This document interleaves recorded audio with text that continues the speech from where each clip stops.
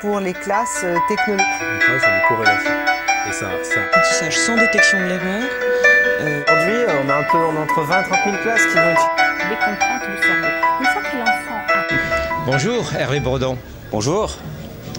Vous êtes président de la FINEF, l'Association française des industriels du numérique, de l'éducation et de la formation.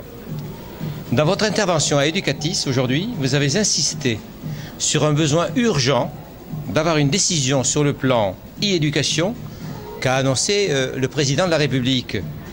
Pourquoi cette urgence ?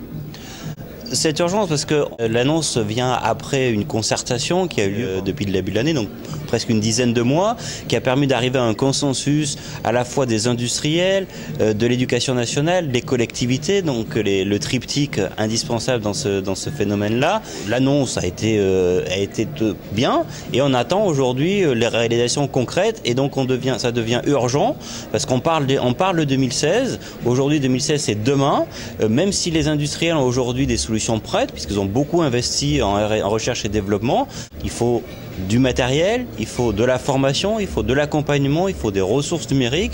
Tout ça nécessite des délais d'accompagnement au changement, de formation, de déploiement et ça ne pourra pas se faire en claquant des doigts et dire voilà, au mois de juin, il faut qu'en septembre tout soit opérationnel.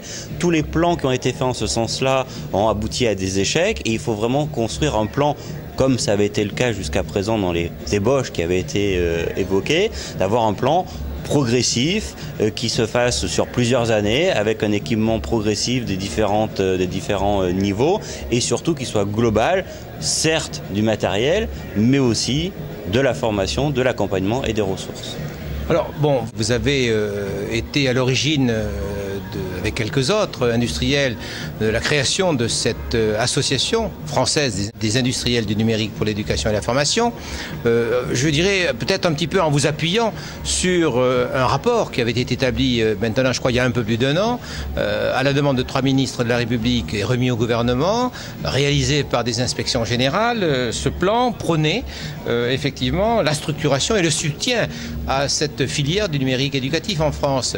Est-ce que, en disant il y a urgence, vous pensez qu'il y a quelques risques pour cette filière ?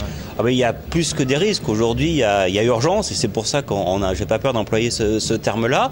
Effectivement, il y a une filière et la création de la FINEF, le développement de la FINEF avec aujourd'hui plus de 50 membres, plus de 80 entreprises de ce secteur-là, a montré qu'il y avait une richesse et un savoir-faire très développé, très important en France sur ce secteur-là.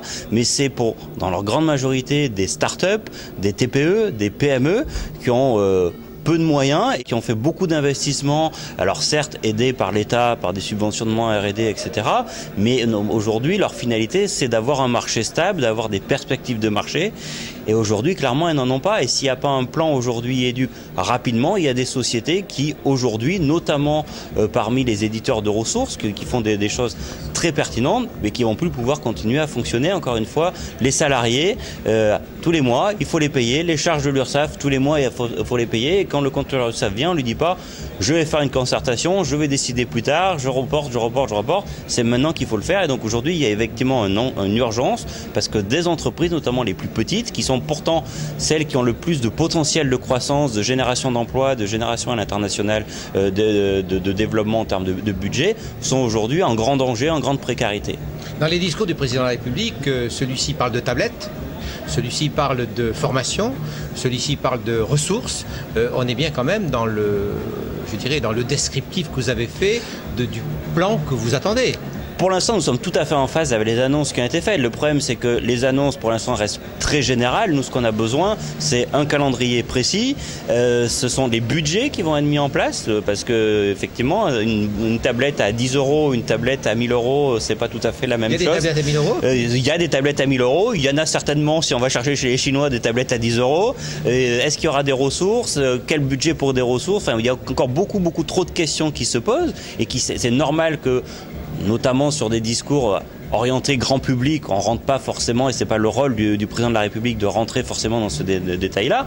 Mais après, pour le mettre en œuvre, il faut aller plus loin que des simples déclarations d'intention qui, au niveau de l'intention, sont plutôt bonnes. Mais maintenant, il faut aller vraiment sur le côté opérationnel et concret des choses, et c'est ce qui manque cruellement aujourd'hui. Donc nous attendons. Malheureusement, nous attendons et nous espérons que cette attente sera la plus courte possible. Merci beaucoup Hervé Bourdon. Merci.